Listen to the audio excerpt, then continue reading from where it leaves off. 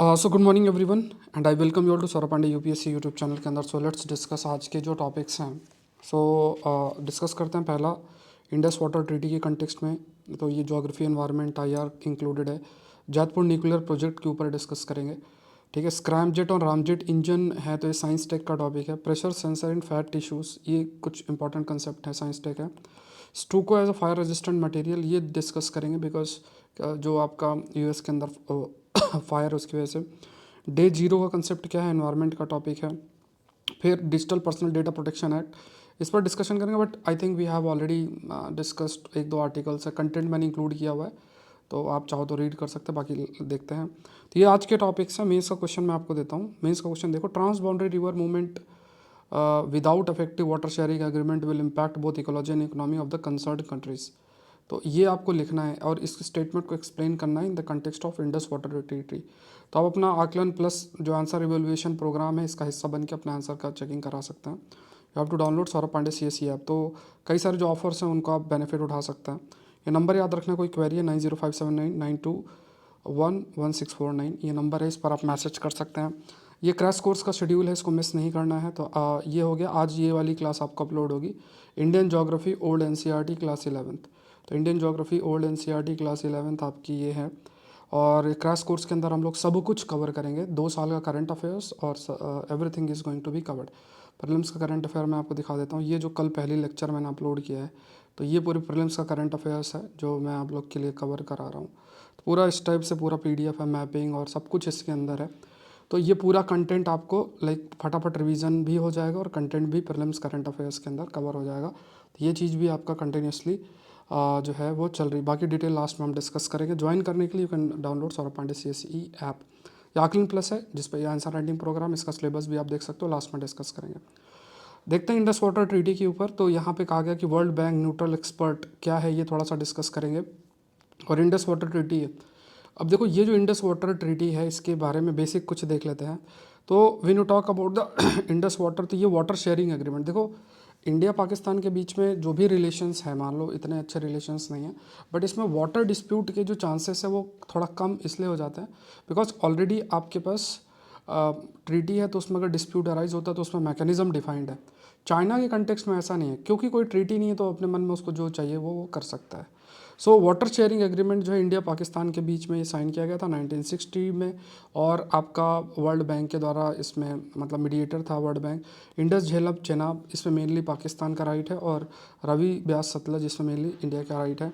अब देखो हो क्या रहा है कि because of the climate change जो रिवर का फ्लो है, साथ में रिवर में जो पानी है, वाटर की अवेलेबिलिटी उसमें रिडक्शन है, काफ़ी कुछ देखने को मिला। तो अभी 1960s के बाद आगे 60-65 ईयर्स अब हो चुके हैं, तो उसमें कुछ चेंजेस करने की ज़रूरत है, ट्रीटी में कुछ फ्लेक्सिबिलिटी लाने की ज़रूरत है। उस डायरेक्शन में काफ़ी सारी चीज़ें हाईलाइट आपकी की जाती हैं। सो 1960s में brokered by the world bank, ये आपकी है ना। तो 1960s के अंदर वर्ल्ड बैंक के अंदर वर्ल्ड बैंक ने इस ट्रीटी को मीडिएट भी किया था। और अभी चर्चा लगातार चल रही है कि क्या ऐसा समय आ चुका है कि जहाँ पे हम लोग इस ट्रीटी में कुछ फ्लेक्सिबिलिटी जो है वो प्रोवाइड करें। तो मेनली जैसे वाटर का डिस्ट्रीब्यूशन कैसा है करना है, डिस्प्यूट को रिजॉल्व करना of water resources, framework for cooperation है, न्यूट्रल एक्सपर्ट पैनल रोल भी है यहाँ पे।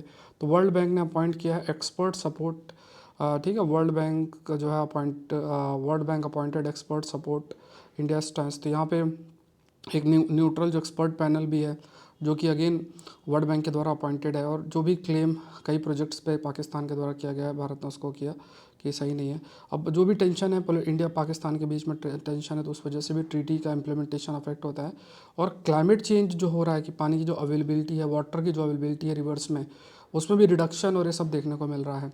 और जैसे मान लो डल लेक है, कई ऐसी लेक्स हैं जहाँ पे पानी है, मतलब पानी का एक महत्वपूर्ण रोल है। अब मान लो आपका जो वाटर की अवेलेबिलिटी नहीं है, तो जो लोगों का लाइवलीहुड है जो कि रिवर से काफ़ी हद तक जुड़ा रहता है, तो that is also going to be affected. तो यहाँ पे इसलिए ज़रूरी हो जाता है कि जो भी बातचीत है वो किया जाए। जो भी अगर लगता है कि यहाँ पे इम्प्रूवमेंट कुछ हो सकता है, चेंजेस हो सकते हैं, तो उस डायरेक्शन में हमें काम करना है।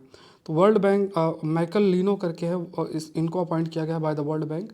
और उन्होंने कहा है कि जो इंडिया पाकिस्तान के बीच जो भी डिस्प्यूट है, ख़ासतौर से हाइड्रो इलेक्ट्रिक को लेके, जैसे किशन गंगा प्रोजेक्ट है तो झेलम रिवर पे बना है, तो उसमें पाकिस्तान ने कुछ चीज़ें इशू रेस किया है। इंडिया ने जो न्यूट्रल एक्सपर्ट डिसीजन है उसको वेलकम भी किया है। इंडिया ने जो मीटिंग है आपकी परमानेंट इंडस कमीशन उसको हॉल्ट किया है जब तक इंडस वाटर ट्रीटी रीगोनिशिएट नहीं होती है। लास्ट मीटिंग मई 2022 को हुई थी। इंडिया ने पाकिस्तान को रीच भी किया है सिंस जनवरी 2023, जिससे कि बातचीत ट्रीटी पे शुरू हो सके। और इसमें कहा भी गया है कि जो डिस्प्यूट है should be resolve sequentially through PIC, permanent intern जो इंडस कमीशन है, न्यूट्रल एक्सपर्ट है, और फिर कोड ऑफ आर्बिट्रेशन, इनके माध्यम से आपकी जो ट्रीटी है वो रिजॉल्व आपकी हो सकती है। पैरेलल मैकेनिज्म वर्ल्ड बैंक ने न्यूट्रल एक्सपर्ट जो है वो अपॉइंट किया, साथ में कोर्ट ऑफ आर्बिट्रेशन है। ये सारी चीज़ों का अपॉइंटमेंट आपका हुआ है। अब इसमें क्या डिसीजंस आगे होते हैं दैट वी विल डिस्कस, जो भी डिसीजंस आपके लिए जाते हैं। तो यहाँ पे permanent Indus commission neutral expert, तो इसको वर्ल्ड बैंक ने जो अपॉइंट किया हुआ है न्यूट्रल एक्सपर्ट और कोर्ट ऑफ आर्बिट्रेशन। तो यहाँ पे इफ डिस्प्यूट अगर इंडिया पाकिस्तान के बीच में अगर रिजॉल्व करना है इंडस वाटर ट्रीटी से रिलेटेड, तो 3 मैकेनिज़्म हैं। ये दोनों जो है ये वर्ल्ड बैंक के द्वारा आपका फैसिलिटेटेड है। नेक्स्ट देखते हैं, India France discusses civil nuclear issue ahead of PM visit to Paris. तो देखो ऑनरेबल प्राइम मिनिस्टर जब विजिट करेंगे आर्टिकल आएगा। अब इसमें देखो हमेशा याद रखना है कि ऐसा कमेंट्री वाले नोट्स नहीं बनाने हैं कि अभी इसमें कुछ देख लिया वहाँ से नोट्स बना लिया, ये जो लिखा है, तो ऐसा नहीं बनाना है। अब इसमें हम ये लोग देखते हैं कि इसमें क्या टॉपिक बन सकता है। अब इसमें आर्टिकल्स भी कई सारे आएंगे तो और भी हम लोग डिटेल डिस्कस करेंगे। तो जैसे कई बार जो लोग नए होते हैं तो एकदम रह जाता है कि सर ये वाला तो हुआ ही नहीं, सर ये रह गया। ऐसा नहीं सोचना आपको, क्योंकि देखो क्या है कि अभी जैसे कि न्यूज़ है, न्यूज़ के बाद इसमें कई सारे कंटेंट आएगा, तो रादर दिन हम छोटा छोटा लिखने से वो कवर हो जाता है। एंड जैसे मैंने कहा कि होता ही है, या तो संडे को आ जाएगा डिटेल्ड में FAQ में, जो कि हम लोग मंडे को कवर कर लेते हैं, या फिर एडिटोरियल में आ जाएगा, टेक्स्ट में आ जाएगा, कहीं ना कहीं डिटेल्ड आ जाता है। तो रादर दिन छोटा छोटा लिखने का, जब डिटेल टॉपिक आएगा तब डिस्कस कर ले। बट हाँ, यहाँ से एक टॉपिक निकल कर आता है, वो मैंने आपके लिए कर दिया है। जैतपुर न्यूक्लियर प्रोजेक्ट की बात किया गया। तो यहाँ पे इंडिया की जो एनर्जी कैपेसिटी है, ठीक है, promising to bolster India's energy capacity आपका है, ठीक है, प्रॉमिसिंग टू बॉल्स्टर्स इंडिया की जो एनर्जी कैपेसिटी है। तो किस टाइप से, क्योंकि देखो हम लोग भी एनर्जी डाइवर्सिफिकेशन की तरफ जाना चाहते हैं, एनर्जी ट्रांजिशन की तरफ जाना चाहते हैं, नॉन रिन्यूएबल से रिन्यूएबल की तरफ जाना चाहते हैं। कोल पे हमारी जो डिपेंडेंस है उसको हम रिड्यूस करना चाहते हैं। अब US के जो प्रेसिडेंट है वो क्लाइमेट चेंज मानते ही नहीं है, अभी अजीब सी चीज़ है। ठीक है, तो ये एक आप देख सकते हो कि इसमें कई जो कंपनीज इन्वॉल्व, जैसे फ्रेंच की एक कंपनी EDF करके है, वो इस प्रोजेक्ट में मदद कर रही है। लोकेटेड कहाँ, महाराष्ट्र के अंदर जो जैतापुर है वहाँ लोकेटेड है। इसका एक्सपेक्टेड कैपेसिटी 9,900 मेगावाट्स की है। की प्लेयर्स में इंडियन गवर्नमेंट, EDF और लोकल कम्युनिटीज़ भी हैं। एनर्जी सिक्योरिटी के लिए बहुत महत्वपूर्ण है, बिकॉज हमें अपने एनर्जी को डाइवर्सिफाई करना है, मतलब हम एक चीज़ पर निर्भर न रहे। फॉसिल फ्यूल पर हमें अपना जो कोल और ये सब चीज़ें उन पे हमें अपनी डिपेंडेंसी को रिड्यूस करना है। और इसमें strengthening ties between India and France की बात अगर किया जाए तो project serve as a testament to the strengthening ties between India and France. Environmental कुछ कंसर्न जरूर से रेस किए गए हैं। तो न्यूक्लियर एनर्जी जो है, न्यूक्लियर एनर्जी इसमें लो कार्बन एमिशन है, सेफ्टी प्रोटोकॉल है, पोटेंशियल इकोलॉजिकल रेमिफिकेशंस हैं। तो जो न्यूक्लियर एनर्जी है अगर आप कह सकते हो, है ना, तो कई सारे मतलब कार्बन एमिशन इसमें न्यूक्लियर एनर्जी में तो इतना नहीं है। और ऑल दो कंसर्न कुछ जरूर से आपके रहते हैं, है ना। मान लो सेफ्टी एस्पेक्ट है, क्योंकि न्यूक्लियर एनर्जी आप यूज़ कर रहे हो तो उसमें कई सारे खतरा भी है, जैसे फुकुशिमा के अंदर हुआ था जापान के, वो भी कंसर्न, सेफ्टी प्रोटोकॉल के कंसर्न आपके रहते हैं। तो लोकल अपोज भी इसको करते हैं न्यूक्लियर एनर्जी को, कैसे आप रेगुलेट करते हो, that is also the case. Financial viability देखना है कि कैसे इन्वेस्टमेंट करके इस चीज़ को हम रन कर सकते हैं, कितना फाइनेंशियल वाइबल है वो भी देखना जरूरी बन जाता है, ठीक है। ये फैक्ट्स देख लेना। DRDO हाइपरसोनिक मिसाइल, अब देखो यहाँ से हाइपरसोनिक मतलब more than the speed of sound. तो अब यहाँ पे जो टॉपिक मैंने आपको निकालना, यही देखो टीचर का रोल है। मैंने आपको हमेशा से कहा है कि जो लिखा हुआ है उसको रीड पीला पीला कर देना, या फिर उस पर थोड़ा बहुत पढ़ के और अपने मन से बना बना के ब्लैक बोर्ड में लिख देना, that is not the case. अब वो मतलब आपको भी अब टेक्नोलॉजी के अनुसार अपने पढ़ने के तरीके में चेंजेस करने पड़ेंगे, ठीक है। मतलब आगे if you carry right aptitude for the exam. अब इसे देखो हमारा जिम्मेदारी क्या है कि अच्छा इसमें कुछ इंटरेस्टिंग चीज़ जो है वो है टेक्नोलॉजी, क्योंकि UPSC जो है वो टेक्नोलॉजी पे चला जाता है कि अच्छा इसमें इन्होंने टेक्नोलॉजी कौन सा यूज़ किया है। सो वो हम लोग थोड़ा सा देखते हैं। तो इसमें स्पेसिफिकली उन्होंने स्क्रैमजेट और रामजेट इंजन के बारे में बात की है, तो ये थोड़ा सा देखते हैं। देखो अगर आप इंजन की इवोल्यूशन की बात करोगे, जो जेट इंजन्स होते हैं, पहले टर्बोजेट थे, फिर टर्बोफैन आपके हुए, फिर रामजेट हुए, फिर स्क्रैमजेट हुए, ठीक है। तो ये इंजन जेट इंजन्स हैं या इंजन्स जिनका इस्तेमाल होता है इन मिसाइल्स के अंदर। जैसे अब इसमें क्या होता है कि जो भी आपके लाइक आप कह सकते हो कि है ना। तो यहाँ पे जैसे यहाँ से जैसे जैसे ये पूरा नोज़ल है जिसमें जो कि मतलब फॉर एग्जांपल इस्तेमाल होता है जेट इंजन्स में, तो ये सुपरसोनिक एग्जॉस्ट। तो इसमें देखो न्यूटन थर्ड लॉ ही लगता है। न्यूटन थर्ड लॉ का मतलब कि नीचे से एग्जॉस्ट जो है, आप देखोगे ना जब रॉकेट को ऊपर की तरफ जाएगा तो नीचे की तरफ धुआं आता है, आग सी जलती है, तो जो थ्रस्ट क्रिएट होता है उससे वो ऊपर की तरफ जाता है। तो यहाँ से है ना, तो यहाँ से जैसे ये इनलेट आपका है, यहाँ से आपका काफ़ी सारा जो फ्यूल है ये जैसे मान लो ऑक्सीजन और ये सब एंटर कर रहे हैं। इसके बाद ये कंप्रेस होता है, तो एक कंप्रेशन होता है, फिर यहाँ जलता है ना, यहाँ कंबशन होता है, फिर उससे जो एग्जॉस्ट जनरेट होता है उससे थ्रस्ट जनरेट होता है, तो आगे की तरफ प्रोसीड जो है वो करता है। तो रामजेट और स्क्रैमजेट इंजन है, इनके बीच में बेसिक अंतर है वो हम लोग डिस्कस करेंगे। बट जो इंजन्स होते हैं उनमें ये एक मैकेनिज़्म होता है कि फ्यूल मतलब बाहर से एयर आई, एयर कंप्रेस हुई, फिर फ्यूल के साथ मिलके उसमें आग लगी, आग लगने के बाद उसमें जो बहुत अधिक थ्रस्ट जनरेट होता है, वो थ्रस्ट से जो है रॉकेट ऊपर की तरफ आपका जाता है। ठीक है, तो जेट इंजन्स जो है ये मॉडर्न इंजीनियरिंग की अगर हम बात करते हैं, jet engines are marvels of modern engineering. अब इसमें लाइक यहाँ पे जैसे सबसे अगर एडवांस देखोगे दैट इज स्क्रैमजेट। तो यहाँ पे क्या है कि जो ये जो जेट इंजन्स हैं इसमें न्यूटन का कौन सा लॉ लगता है, थर्ड लॉ लगता है। बहुत ही कॉमन सी बात, आई थिंक सबको पता भी होगा। फिर टर्बोजेट से टर्बोफैन, टर्बोफैन के बाद रामजेट, स्क्रैमजेट। एविएशन में टर्बोफैन्स का इस्तेमाल काफ़ी होता है। जैसे आप देखे होंगे कि जो हवाई जहाज़ होते हैं उसमें बड़ा बड़े पंखे से लगे रहते हैं साइड में, और वो तेज़ी से घूमते हैं, मतलब वो नहीं जो आगे घूमते हैं, मतलब वो इंजन में लगे होते हैं, और वो फिर फ्यूल को वो मतलब वहाँ पे फिर आप कह सकते हो एयर को वो अंदर की तरफ धकेलते हैं कंप्रेस करके। ठीक है, तो रामजेट इंजन की बात करें, ये air breathing jet engine. Air breathing का मतलब एयर को ये लेता है, एयर से भी ऑक्सीजन खास तौर से, और फिर ये फॉरवर्ड इंजन में आगे की तरफ जाता है, एयर कंप्रेस होती है, एंड इसमें भी supersonic speed, that design for supersonic speed. तो मतलब हाई वेलोसिटी में जो रॉकेट है वो तेज़ी से जा सकता है। प्रिंसिपल यहाँ पे यही है कि एयर एंटर करता है इंजन में, फिर कंप्रेस करती है, फिर फ्यूल के साथ मिक्स करती है और आग लगती है। मतलब ना जैसे मैंने आपको बताया है यही प्रोसेस इसमें अगर आप याद रखो इसमें ये रहता है। तो इससे हाई प्रेशर एग्जॉस्ट होता है। हाई प्रेशर एग्जॉस्ट जैसे नीचे को आग लगेगी, थ्रस्ट जनरेट होगा, रॉकेट ऊपर की तरफ जाएगा। इसका एडवांटेज क्या, simplicity of design, high efficiency है एट सुपरसोनिक स्पीड। लिमिटेशन की बात करो तो इनफेक्टिव लो स्पीड्स आपकी हैं। ठीक है, एक तो ये है। एप्लीकेशन रामजेट की बात करें तो missiles commonly used in military applications. ठीक है, कॉमनली जो यूज्ड होता है मिलिट्री एप्लीकेशन में इसका इस्तेमाल होता है। सुपरसोनिक जो एयरक्राफ्ट है, कुछ एक्सपेरिमेंटल एयरक्राफ्ट रामजेट टेक्नोलॉजी को यूटिलाइज करते हैं फॉर हाई स्पीड फ्लाइट। ठीक है, हाई स्पीड फ्लाइट। तो ये भी एक है जो रामजेट टेक्नोलॉजी है फॉर हाई स्पीड फ्लाइट। ठीक है, तो यहाँ पे सुपरसोनिक जो एयरक्राफ्ट आपकी बात करें तो उसमें जो है रामजेट टेक्नोलॉजी का इस्तेमाल होता है। अब स्क्रैमजेट क्या है, ये सुपरसोनिक कंबशन रामजेट। यहाँ पे क्या है कि है ना, तो यहाँ पे मतलब while the air is still moving at super, तो यहाँ देखो और एडवांस तरीके की हवा ही सुपरसोनिक स्पीड में मूव कर रही है, तो उसमें भी इंजन परफॉर्म करे। सो यहाँ पे भी सेम सब कुछ होता है, बट इसमें अंतर सिर्फ इतना होता है कि इवन जो air is still moving at supersonic speed, तब भी जो इंजन है वो कार्य कर रहा है। तो यही रामजेट इंजन में सुपरसोनिक आप ऐड कर दो तो वो आपका स्क्रैमजेट हो जाएगा। तो यहाँ पे सुपरसोनिक कंबशन रामजेट, उसको स्क्रैमजेट बोलते हैं आपके। तो यहाँ भी एयर कंप्रेस होती है, मिक्सड विद फ्यूल, इग्निटेड और combusted without slowing down to subsonic speed. मतलब ये जब स्थिति होगी तो जो स्पीड है वो रिड्यूस नहीं होगी, स्पीड और एफिशिएंट होगी। ये स्क्रैमजेट इंजन की खासियत है। एडवांटेज क्या है कि ये लगभग मैच 5 तक की स्पीड अचीव कर सकता है, बहुत हाई है, और इसकी डिज़ाइन थोड़ा कॉम्प्लेक्स होती है, ये भी आपका है। एप्लीकेशन है, काफ़ी सारे एप्लीकेशन, हाइपरसोनिक है, सुपरसोनिक मतलब हाइपरसोनिक स्पीड आपकी जो है जो मिसाइल्स और इन सब में यूज़ हो सकता है। मिलिट्री एप्लीकेशन भी इसका काफ़ी अधिक है। ठीक है, तो इसमें एयर इनटेक है, सुपरसोनिक एयर फ्लो है, कंबस्टर है, थ्रस्ट है, वो आपका जनरेट होता है, वही जो मैंने अभी आपको एक्सप्लेन किया। कंपैरिजन की अगर देखा जाए तो स्पीड, तो रामजेट इंजन जो है efficient up to Mach 10, scramjet जो है they can speed up to Mach 10, 6 से 10 तक है, मतलब रामजेट 6 तक है और स्क्रैमजेट 10 तक चला जाता है। डिज़ाइन देखा जाए तो रामजेट आपके सिंपलियर है, इजी है मैन्युफैक्चर करने के। स्क्रैमजेट जो है बहुत हाई कॉम्प्लेक्स डिज़ाइन उसको चाहिए।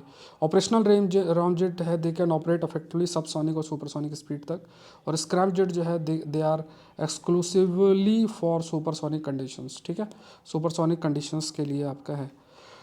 इन breakthrough scientists find pressure sensor in fat tissue. तो यहाँ पे एक टर्म आपका यहाँ साइंस के लिए इंपॉर्टेंट है कि जो है पीजो। ठीक है, आप यूट्यूब में सर्च कर लेना, हार्डली कोई इसको कवर किया होगा ढंग से।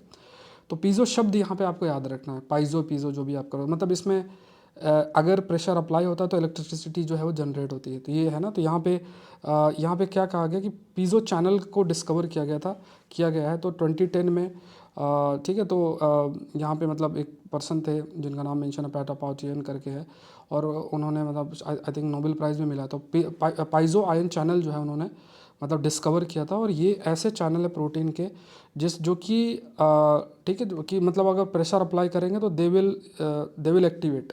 मतलब ये ऐसे चैनल्स होते हैं कि प्रेशर अप्लाई करोगे, मतलब ऐसी प्रोटीन्स हैं जो कि प्रेशर अप्लाई करोगे एंड दे विल एक्टिवेट। अब ये जो आयन चैनल, इनका रोल क्या है कि ये लिटिल टाइनी गेट्स हैं, मतलब हमारे सेल में छोटे छोटे ये आपके प्रेजेंट होते हैं, और ये ओपन होते हैं, आयंस फ्लो करते हैं, चार्ज जो है वो फ्लो करते हैं, और इससे जो सेल का थोड़ा अगर आप स्ट्रक्चर देखोगे, जैसे ये सेल है, सेल से हम लोग बने, और इसके ऊपर एक जो बाहरी लेयर है उसे सेल मेम्ब्रेन कहते हैं। इनमें ये ऐसे छोटे छोटे होते हैं, प्रेजेंट होते हैं। तो यहाँ पे क्या है कि जैसे ही ये आयन चैनल्स हैं, टाइनी गेट्स हैं, ये ओपन करते हैं, आयन फ्लो करता है थ्रू, चेंजिंग द वोल्टेज, जो सेल मेम्ब्रेन में वोल्टेज है दैट चेंजेस, और फिर जो है धीरे धीरे मतलब यही मैकेनिज्म के माध्यम से जो न्यूरॉन्स हमारे ब्रेन में होते हैं, जो आपस में कनेक्टेड होते हैं, वो भी इसी बेसिस में आपका कम्युनिकेट करते हैं। सो हाउ पाइजो चैनल वर्क, किस तरीके से करते हैं, तो ये क्या है कि जो आयन चैनल्स हैं जो कि वोल्टेज चेंजेस से रिस्पॉन्ड करते हैं, पाइजो चैनल्स आर मैकेनो सेंसिटिव। तो यहाँ पे देखो थोड़ा सा मतलब डिफरेंस है। जैसे एक तो आयन चैनल नॉर्मल है, जिसमें आयंस है जो चार्ज पार्टिकल्स एंटर करेंगे और उसमें जो वोल्टेज का चेंज होगा, and then they will work. तो जैसे न्यूरॉन्स होंगे ब्रेन के अंदर जो प्रेजेंट है, उसमें सेम चीज़ होती है। पाइजो चैनल क्या होता है, वो मैकेनो सेंसिटिव, मतलब जो मैकेनिक्स या फिर आप कह सको प्रेशर सेंसिटिव आपके होते हैं। सो इस वजह से क्या है कि इवन इस वजह से इसी प्रॉपर्टी की वजह से कि ऐसे जो आपके चैनल्स होते हैं, दे हैव वाइटल रोल, जिसके मान लो ability to feel touch pain, है ना, कि कोई भी चीज़ कोई टच करे, मतलब एबिलिटी टू फील टच है या पेन है, ठीक है। इंपॉर्टेंस ऑफ प्रेशर सेंसेशन की बात करें तो निम पाइजो का जो है पाइजी शब्द से है, जिसका मतलब ही प्रेशर होता है। और piezo channels they have been link to various, कई सारे जो हमारे शरीर के फंक्शन से भी काफ़ी जुड़े आपके हुए हैं, जैसे रेस्पिरेशन, यूरिनेशन, इस सब से चीज़ जुड़े भी हुए हैं। अभी कुछ स्टडी भी हुई है और उसमें हाईलाइट किया गया कि पाइजो कई इसमें चैनल से सब पाइजो 2 जो है ये सेंस कर सकता है कि जो मान लो फैट जो आपके फैट टिश्यूज़ प्रेजेंट होते हैं, तो अगर उनमें कुछ बदलाव होता है तो पाइजो 2 चैनल उसको डिटेक्ट कर सकता है। सो ये चीज़ स्टडी जो है वो आपका हेल्प अभी जो है पब्लिश हुई है। तो पाइजो 2 जिसे कहा जा रहा था, ये फैक्ट आप याद रखना। तो ये जो स्टडी है इसने कहा कि हाँ, हमारी जो बॉडी है that can communicate with the fat tissue, है ना, जो फैट टिश्यू उनसे कम्युनिकेट कर सकती है। और ये कम्युनिकेशन इंपॉर्टेंट भी होता है कि जो बॉडी फैट है, the bodies fat isn't just a storage unit but an active participant, जो भी हमारे प्रोसेस है। अब आप देखो ना, आज के टाइम पे, आपके टाइम पे जब पतला होना है तो उसमें ये नहीं खाना, वो नहीं खाना, फैट वाली चीज़ें होती है। अब शरीर में जो फैट नहीं होगा, इसका मतलब जो ये पाइजो 2 चैनल्स हैं, they will also not be able to function. मतलब इसमें कहा गया कि फैट को सिर्फ ऐसा मत मानो कि एक एनर्जी स्टोरेज एक रूप में, फैट के रूप में, इट हैज़ जो हमारे शरीर का प्रोसेस कई सारे हैं, उसमें भी एक महत्वपूर्ण रोल आपका होता है, ठीक है। तो पाइजो चैनल्स स्टेम सेल्स रेगुलेशंस में भी हेल्पफुल है। सेकंड जो स्टडी हाईलाइट करती है कि ये जो है इंटेस्टाइन में जो स्टेम सेल्स होते हैं उनमें भी हेल्प आपका करता है, ठीक है। So help stem cells sense their environment, stem cells को हेल्प करता है to sense their environment.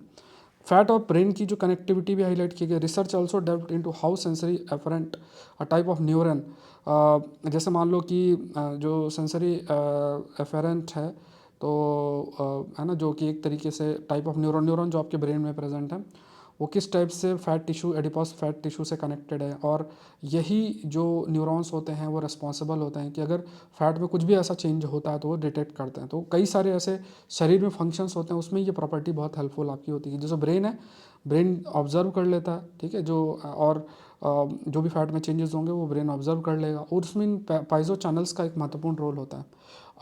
Even जो इंटेस्टाइनल स्टेम सेल से भी जुड़े होते हैं। देखो ये ऐसे टॉपिक्स हैं, अगर आप बिगिनर हैं, और मैंने फिर कहा कि आप पूरे यूट्यूब में सर्च कर लेना, और ये न्यूज़पेपर में है, कोई मैं बाहर से नहीं पढ़ा रहा हूँ। मैक्सिमम लोग ऐसे टॉपिक्स को छोड़ देते हैं, उनका मानना है कि ऐसे टॉपिक्स नहीं आते हैं, ठीक है। पॉलिटी और इकोनॉमी और ये सब टॉपिक चलते हैं, बट इन टॉपिक्स पर भी आपको ध्यान देना। इंटेस्टाइनल जो स्टेम सेल्स होते हैं, तो वो भी है ना, ये जो सेल्स होते हैं इनका भी एक महत्वपूर्ण, जो हमारा इंटेस्टाइन उसमें जो ऊपरी लेयर टाइप जो बनती है, उसमें इनका महत्वपूर्ण जो है रोल होता है। तो अभी जैसे ये पाइजो चैनल्स अगर आपसे पूछा जाए, जैसे देखो अब इसमें प्रश्न कैसा बनता है, आपको आइडिया लगना चाहिए। अच्छा, identify the correct statement about piezo channels, या पाइजो चैनल किससे रिलेटेड है। तो अब एक चीज़ तो मतलब एक चीज़ तो है कि किससे रिलेटेड है, एक लाइन लिखा है तो आप कर सकते हो। मैंने कई बार स्टेटमेंट बेस्ड क्वेश्चन आते हैं, तो जो भी इससे पहले पॉइंट्स मैंने आपको एक्सप्लेन किया वो ध्यान में रखना। अब देखो पीडीएफ में तो सब कुछ लिखा हुआ, बट आई रिक्वेस्ट टू कि अगर आप शॉर्ट में कुछ लिखना चाहो तो लिख सकते हो, आपके ऊपर है। Let's move to the next. अब देखो यहाँ पे क्वेश्चनर है, तो यहाँ पे क्वेश्चनर से आप फटाफट जो भी मतलब ये रिवीजन नोट्स टाइप हैं, तो फटाफट आप अपना रिवाइज कर सकते हो। इसमें पूरे मतलब जो पॉइंट्स आपके दिमाग में आपको रखने चाहिए वो सब कुछ इसमें लिखा हुआ है। ठीक है, तो चलो नेक्स्ट देखते हैं स्टूको। अभी इसमें कहा गया कि देखो अभी जो आग लगी यूएस के अंदर, आई थिंक जो लॉस एंजलिस में आग लगी, तो उसमें कुछ घर बच गए। अब उसमें कुछ बताया कि क्यों बच गया, तो उसमें एक मटेरियल की चर्चा है, स्टूको मटेरियल है। तो ये फायर रेजिस्टेंट मटेरियल आपका होता है, तो होम कंस्ट्रक्शन में इसका इस्तेमाल होता है। इसका इस्तेमाल करेंगे, थोड़ा महंगा पड़ता है घर, लेकिन जो फायर प्रोन एरियाज होते हैं उनमें कहा जाता है कि घर इसका बनना होना चाहिए। तो fire resistant nature of stucco lies in its unique composition. ये सीमेंट, सैंड और लाइम का बना होता है। कॉम्पोजिशन अगर बात करें तो ये बाइंडिंग एजेंट के रूप में काम करता है। ड्यूरेबिलिटी, टेक्सचर इसका बढ़िया आपका होता है। और बस आपको ये याद रखना है कि ये 1000 फ़ारेनहाइट तक भी टेम्परेचर होगा तो इस पर इतना कोई असर नहीं होता। फायर सेफ्टी के लिए बहुत महत्वपूर्ण आपका होता है। तो ये मटेरियल आप चाहो तो गूगल में एक बार देख लेना। और ये मटेरियल आप कह सकते हो कि जैसे आपसे पूछे थे कि इनमें से कौन सा मटेरियल जो है that is considered fire resistant material, तो वो आपको स्टोक। अब यहाँ से देखो मैंने टॉपिक पिक किया, मतलब पूरा रीड किया, कॉमन सेंस वाले पॉइंट्स हैं। अब वो लिखवाऊंगा तो ऐसे तो आपके पता नहीं हज़ारों पेज के नोट बनेंगे, बट यहाँ पे स्टूको के ऊपर है तो हमें जानना चाहिए स्टूको क्या, वो नई चीज़ है। स्टूको मटेरियल के बारे में देखना चाहिए। नेक्स्ट देखते हैं, world has been changing for a while. World में बदलाव जो है वो आपका हो रहा है। अब यहाँ पे मैंने आपके लिए क्या है अपनाया है टॉपिक। यहाँ पे एक टॉपिक मैंने जो ये हाँ डे जीरो, पूरा आर्टिकल नहीं, लाइक आप रीड करना चाहो तो बिल्कुल रीड कर सकते हो, इट्स ऑन यू। कॉमन से पॉइंट्स हैं इसमें, है ना, जो अभी डोनाल्ड ट्रंप ने कुछ सारे चीज़ें आपने उन्होंने कुछ साइन किए हैं चीज़ों को लेके। अब क्लाइमेट चेंज ही मान नहीं रहे, ठीक है, तो मान लो उनको आर्टिक ओशन कैसा दिखेगा भाई। हर आदमी को अगर आप उसमें सब पैसा ही देखा जाएगा, नहीं तो माइंडसेट का खेल है भाई। आपके न्यूरॉन्स जो ब्रेन के हैं वो कैसे बने हैं। अब बड़े बड़े लीडर्स, उनके न्यूरॉन्स भी ऐसे हैं कि वो एक्टिवेट स्टिमुलस उनके अंदर आता है जब वो पैसा देखेंगे किसी चीज़ का। यही कैपिटलिस्ट माइंड भी जिसे हम कहते हैं। अब अगर आर्टिक रीजन में है तो कोई सामने वाला पर्सन कर रहा है, देखो ये आर्टिक रीजन है। आर्टिक रीजन जो है वो बेसिकली काफ़ी मतलब आप देखोगे तो एटमॉस्फेरिक सर्कुलेशन में बहुत हेल्पफुल है। वो बर्फ़ है, वो बर्फ़ जो है वो जब आप उस पर सूरज की रोशनी पड़ेगी तो जो लाइट है वो रिफ्लेक्ट होगी, तो बर्फ़ से लाइट रिफ्लेक्ट होगी। वही बर्फ़ अगर पानी में कन्वर्ट होगा तो लाइट अब्जॉर्ब होगी, तो पानी गर्म होगा। तो इससे क्या है कि वहाँ का जो हीट बजट है वो चेंज होगा। अब इससे पूरा का पूरा जो एटमॉस्फेरिक सर्कुलेशन है, कहाँ हाई प्रेशर कहाँ लो प्रेशर क्रिएट हो रहा है, और जो प्लेनेटरी विंड्स बन रही हैं दैट विल बी अफेक्टेड। तो अब उसमें उनको अगर ये चीज़ समझाई जाए तो ब्रेन का न्यूरॉन तो उस टाइप का है नहीं। उनको दिखेगा जब बर्फ़ से पैसा ज़्यादा आ रहा है कि पानी से, वो देखेंगे यार बर्फ़ पिघल के यहाँ रास्ता नहीं खुल रहा है तो वहाँ से नेचुरल गैस। और ये इसलिए अलास्का के अंदर वो साइन किया है ऑर्डर डोनाल्ड ट्रंप जी ने कि भाई अलास्का के अंदर आप पूरा नेचुरल गैस ऑयल जो भी है आप देखो। अलास्का में काफ़ी सारा मतलब आप देखोगे फ्रीज रहता है। अब उसमें भी उनको पैसा दिख रहा होगा कि यार पूरा का पूरा निकाला जाए इससे जो भी है, ड्रिल बेबी ड्रिल ऐसा जो एक चल रहा है। तो ये सब चीज़ें हैं। देखो पृथ्वी जो है, मैंने हमेशा इस चीज़ को हाईलाइट भी किया। आप देखोगे कुछ समय पहले की स्टडी आई थी कि जो ग्राउंड वाटर जिस टाइप से हम एक्सट्रैक्ट कर रहे हैं, तो वो इवन जो पृथ्वी है उसके जो जिस टाइप से इंक्लाइंड उसमें भी शिफ्ट है। देखो पृथ्वी यूनिवर्स में लटकी हुई है। अब आप ये समझो कि सब कुछ अगर आप अब इसमें जो मतलब सही होगा गलत होगा आई डोंट नो, बट ये चीज़ आप समझो कि आप पूरा का अर्थ के अंदर का जो भी कंपोजिशन है अगर आप उसको बदलोगे, जैसे एक अगर गुब्बारा उसमें पानी भरा है तो वो गुब्बारा ऐसा स्टेबल रहेगा। अगर उसमें धीरे धीरे पानी निकलता जाएगा, आप देखोगे गुब्बारा हिलता जाएगा और धीरे धीरे पूरा पानी निकल जाएगा तो गुब्बारा फट जाएगा। तो पृथ्वी फट नहीं जाएगी, I am not talking about that, but somehow अगर आप सारे रिसोर्सेज का इस टाइप से एक्सट्रैक्शन करोगे तो कहीं ना कहीं जो अर्थ की जियोलॉजी तो अफेक्ट होगी, and it will also affect it certain things. जो हो सकता है उसके जो यूनिवर्स में इंक्लिनेशन है, इंक्लाइंड है जिस पोजीशन में, that will also be affected. ये भी हो सकता है फ्यूचर के अंदर, ठीक है। दूसरी चीज़ ये भी आपको देखना है कि जो अंदर चीज़ें में मौजूद है, जैसे आप एक कमरे के अंदर हो, अब उस कमरे में आग भी जला दी, एसी भी चला दिया, बहुत सारी चीज़ें हमने कर दी, तो वो कमरे का भी कंपोजिशन जो है एटमॉस्फेरिक कंपोजिशन चेंज होगा। पृथ्वी में आप क्या कर रहे हो, आप फ्यूल जला रहे हो, बहुत सी चीज़ें कर रहे हो, तो जो डर्टी एयर है दैट विल ऑल्सो अफेक्ट पूरा एयर कंपोजिशन उसको अफेक्ट करेगा, उसका हेल्थ इश्यूज़ आएंगे और ग्लोबल वार्मिंग और इन सब सारी चीज़ों से है। अब ये है, तो जैसे अभी बड़े बड़े जो लीडर्स हैं ना, अब उनके ब्रेन का न्यूरॉन्स कैसे डेवलप होंगे, वो कैसे उनका स्टिमुलाई कैसे डेवलप होता है, मतलब किस चीज़ है ना कोई अब मान लो आप गांधी जी हैं, उनसे अगर आप देखोगे तो वो देखेंगे यार कि जो मार्जिनलाइज सेक्शन है या जो लोग हैं उनके उनका भला कैसे किया जाए। अब अगर मान लो कि दूसरे लीडर्स हैं, मतलब ऐसे लीडर्स जो मास लीडर होते हैं वो लोगों को इस इमोशन से जुड़े होते हैं, और जो ऐसे लीडर्स होते हैं वो पैसे से जुड़े होते हैं, जैसे फॉर एग्जांपल डोनाल्ड ट्रंप और इन सब का माइंडसेट अगर आप देखोगे, तो जो आज के अगर ऐसे लीडर्स हैं कुछ चीज़ों के लिए नो डाउट बहुत अच्छा। अब ये मत सोचना कि मैं कोई किसी को क्रिटिसाइज़ कर रहा हूँ, I am just talking about कि जैसे जो लीडर्स हैं अगर इफ़ दे आर नॉट मतलब अगर वो उनका माइंड जो है it's not ready to accept climate change, तो वो तो बड़ा मतलब एक ऐसा समस्या है जो कि कुछ कहा नहीं जा सकता है, ठीक है। अगर उनको ऐसा बिलीफ नहीं है तो जिस एनवायरनमेंट में जो उनका घर है जहाँ वो रह रहे हैं उसको चेंज करके देखो, ठीक है। जिस टाइप है ना, तो अगर उसका भी क्लीन एयर और ये सब चीज़ें अफेक्ट होंगी तो उनको भी रहना मुश्किल हो जाएगा। तो वो भी तो एक पृथ्वी भी एक घर है जहाँ पे इंसान के अलावा भी बहुत सारी जीव लोग प्रेजेंट है। देखो डे जीरो क्या होता है, ये एक ऐसा वाटर क्राइसिस सिचुएशन है जहाँ पे सिटी में जो वाटर का रिसोर्स है पूरी तरीके से ख़त्म हो जाता है, और वो जो रेसिडेंट्स हैं जो लोग हैं उनको सस्टेन नहीं कर पाते। वाटर डिमांड जो एक्सीड करती है सप्लाई को, तो ये है, तो पूरा म्यूनिसिपल वाटर पूरा सिस्टम शट डाउन हो सकता है। बड़े बड़े शहरों का देखो डे जीरो पता नहीं कब आएगा, I don't know, but chance बहुत हाई होते हैं अगर बारिश नहीं होती है। So causes of day zero, climate change एक बड़ा फैक्टर है। पानी के लिए हम ध्यान सब पूरा अर्बन स्पेस का कॉन्कटाइजेशन जो है हम कर रहे हैं। तो अर्बनाइजेशन एंड मैनेजमेंट की बात करें, expanding urban areas and inefficient water management practices. तो अर्बन एरिया का जो एक्सपेंशन है, इनएफिशिएंट वाटर मैनेजमेंट प्रैक्टिसेस है, ये कहीं ना कहीं रिस्पॉन्सिबल है, ठीक है। तो ये पॉपुलेशन ग्रोथ है, हाई वाटर डिमांड है, ये सब डेट जीरो कंट्रीब्यूट करेंगे। क्लाइमेट चेंज की वजह से ड्रॉट की स्थिति आएगी, इंक्रीज्ड फ्लड है, अर्बनाइजेशन है, वाटर का इनएफिशिएंट मैनेजमेंट है। तो अगर आपसे पूछा जाए डे जीरो क्या है, डे जीरो से रिलेटेड क्या है, मतलब आपसे पूछा जाए डे जीरो के कंटेक्स्ट में कि क्या क्या फैक्टर्स के लिए रिस्पॉन्सिबल, तो ये डायग्राम आप याद रखना। How do draft data protection rule, what do, ये क्या स्टेट करते हैं। देखो यहाँ पे आई थिंक हम लोगों ने काफ़ी कुछ जो है पहले डिस्कस किया, but let's discuss few points more. तो digital personal data protection act, personal data non personal data ये दो चीज़ें होती हैं। पर्सनल डेटा जिसे आप आइडेंटिफाई हो जाए, जैसे मैं अगर मेरा नाम है, जेंडर है, घर का एड्रेस है, ये पर्सनल डेटा, ऐसा डेटा जिसे आप आइडेंटिफाई करो। तो जो privacy that is linked with personal data, not with the non personal data, कि मैं क्या खाता हूँ क्या पहनता हूँ, that is not the personal data, ठीक है। तो वो non personal data is important कि आप मतलब मार्केटिंग और वो सब के लिए इंपॉर्टेंट है, लेकिन personal data we can say वहाँ प्राइवेसी इंपॉर्टेंट है। प्राइवेसी आपका संवैधानिक राइट है उसको, और सरकार की जिम्मेदारी प्रोटेक्ट करना। तो जो minister of electronic and information technology recently उन्होंने ड्राफ्ट रूल्स सामने रखे हैं, digital personal data protection act 2013 के। अब इसका एम क्या है कि जो प्राइवेसी है, डेटा प्राइवेसी है, उसको रिशेप आपका किया जाए, और यहाँ पे धीरे धीरे इसको सामने रखा भी जाएगा। अब इसमें देखो क्या है कि इसको क्रिटिसाइज़ करके देखो, सबसे पहले देश के अंदर लॉ आना चाहिए। क्रिटिसाइज़ में क्या होगा, हमारी प्राइवेसी जा रही, सरकार सारा कंट्रोल कर लेगी, इस टाइप का डर पैदा कर देता है। अरे ऐसा डर पैदा करके पहले लॉ तो आने दो। अब ऐसी चीज़ों से क्या लॉ आएगा ही नहीं, हम नेगेटिव सोच के बैठे रहेंगे। बट अब कुछ पॉइंट्स लिखे हैं वो तो देखना पड़ेगा हम लोग को।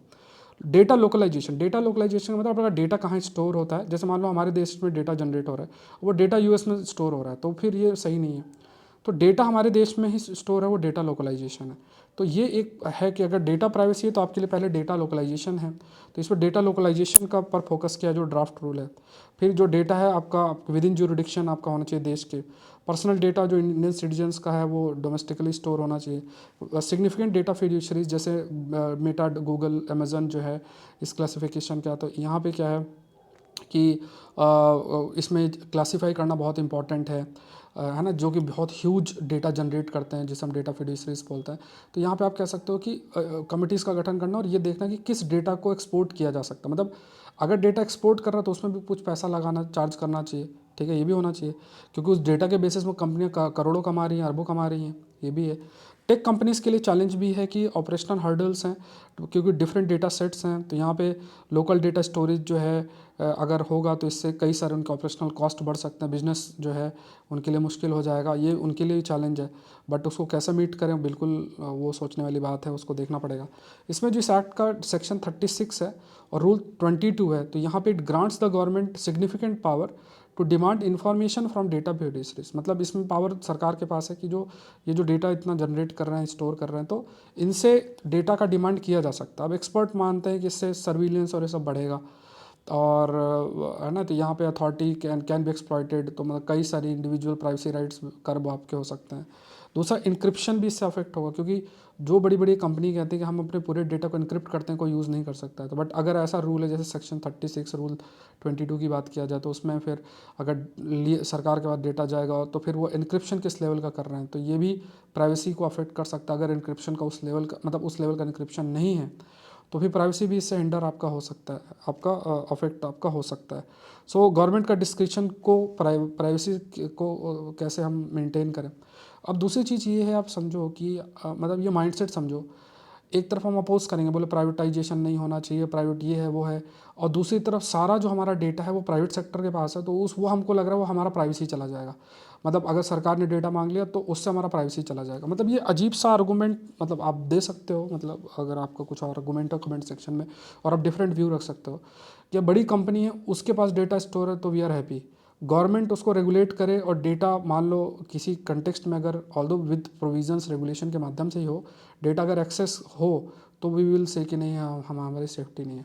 तो ये सारी चीज़ें हैं, ऑल्दो सरकारी तंत्र में इंफ्रास्ट्रक्चर इंपॉर्टेंट होता है, बट आप कह सकते हो कि अगर सरकारी तंत्र के अंदर डेटा ज़्यादा आपका, खास तौर से भारत जैसे देश की बात अगर करें तो वो भले अगर कुछ आप रेगुलेट करते हो तो डेटा प्राइवेसी में गवर्नमेंट के रेगुलेशन से ज़्यादा बेटर चीज़ें हो सकती है, रादर देन प्राइवेट सेक्टर आपके डेटा प्राइवेसी को रखेगा। वो तो अपने बिजनेस के लिए यूज़ करेंगे, है ना, बिजनेस माइंड, जो बड़ी बड़ी कंपनी उनका बिजनेस माइंड है, वो कोई फ्री का कुछ नहीं करेंगे। तो ये है। तो कई सारे एक्सपर्ट्स हैं तो उनका मतलब उनका मानना है कि ये डेटा प्राइवेसी फ्रेमवर्क सामने लेकर आया जा रहा है, और यहाँ पे गवर्नमेंट के पावर को चेक ज़रूर से होना चाहिए। अगर हाँ, ये ज़रूर से होना चाहिए, अगर मिसयूज़ है तो उसमें कुछ लीगल प्रोविजंस उसमें भी इंक्लूड आपका होना चाहिए। सो यहाँ पे implementing safeguards to those information technology it is crucial.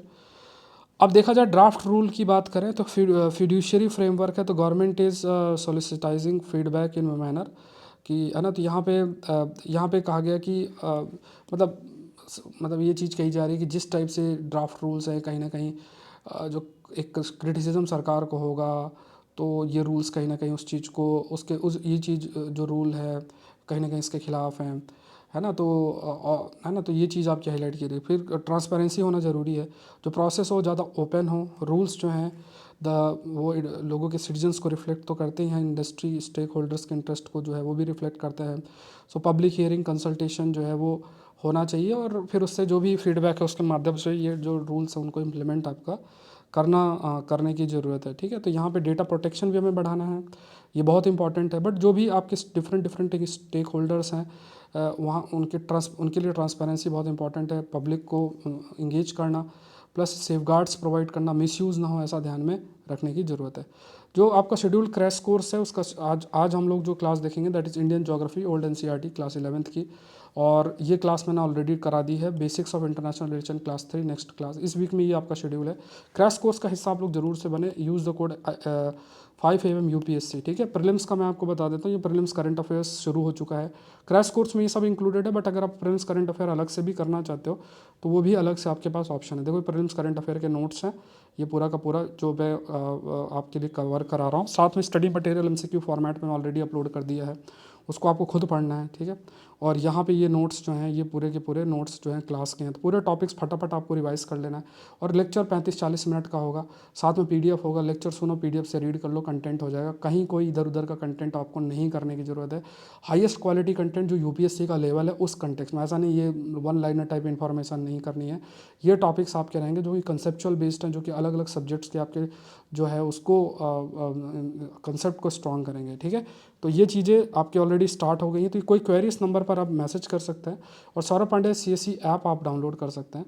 ठीक है, उसमें आप ज्वाइन कर सकते हैं। 2 इयर्स प्रीलिम्स का करंट अफेयर की क्लासेस जो है वो अपलोड होना स्टार्ट हो गई हैं। साइंस टेक का भी मैं अपलोड कर दूंगा जल्द।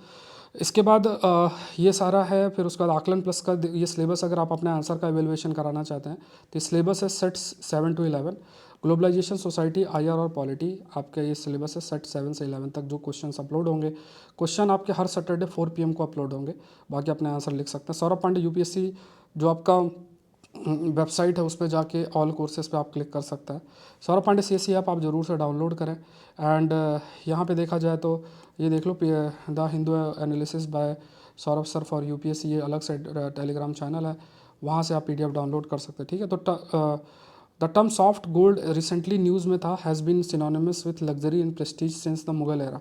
ये जो टर्म है सॉफ्ट गोल्ड, वो किससे रिलेटेड है? टेक्सटाइल वैरायटी से रिलेटेड है, ठीक है, ये ध्यान में रखना है।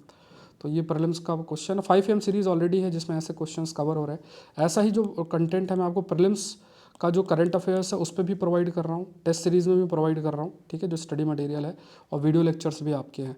मेंस का क्वेश्चन देख लो, transboundary river movement without effective water sharing agreement will impact both ecology and economy of the concern countries. Indus water treaty पे जो डिस्कशन किया था उसी पर बेस्ड ये प्रश्न है। जरूर से लिखें, बी पार्ट ऑफ आकलन प्लस अगर आपको अपने आंसर का इवेल्युएशन कराना है। और कई सारे ऑफर्स चलते रहते हैं, तो नंबर जो मैंने आपको दिया है स्टार्टिंग के अंदर, जो नंबर आपके लिए ये है, फ़ोन नंबर आप याद रखें 9057921649, इस नंबर पर आप मैसेज कर सकते हैं। You will come to know about the offer. मिलता है नेक्स्ट सेशन में। आपसे सभी से अनुरोध है कि आप इस सेशन को अपने जो साथ वाले हैं उनको भी ज़रूर से शेयर करें। Thank you everyone, thank you.